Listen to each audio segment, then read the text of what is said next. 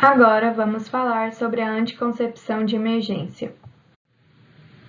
A anticoncepção de emergência é um método anticonceptivo que pode evitar uma gravidez após a relação sexual sem uso de método contraceptivo.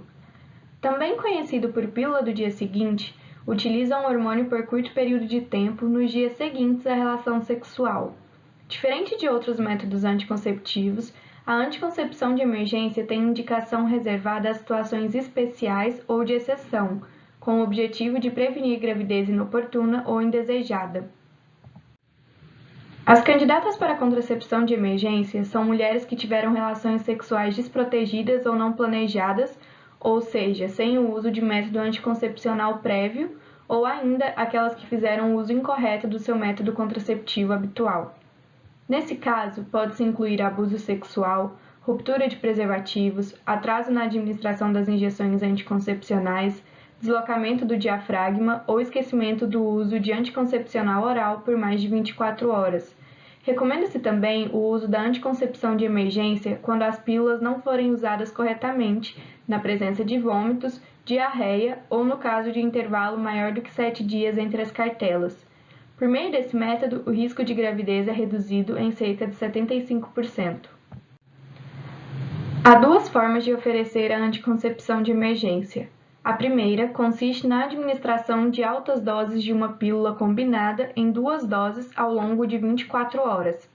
A segunda forma é mais eficaz, induz menos efeitos colaterais e consiste em realizar a anticoncepção de emergência com o uso de progestágeno isolado, na dose total de 1,5 mg em dose única.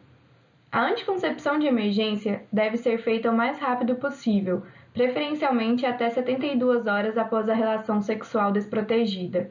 A administração até 120 horas após a relação sexual ainda confere proteção, embora, quanto maior o tempo decorrido, menor o efeito protetor, uma vez que a administração da pílula de emergência após 72 horas da relação sexual aumenta as chances de gestação em cerca de 50%. A anticoncepção de emergência funciona inibindo a ovulação, mas seu uso não depende da fase do ciclo, podendo ser utilizada a qualquer tempo. Seus efeitos colaterais englobam náuseas e vômitos, e só acontecem no método combinado.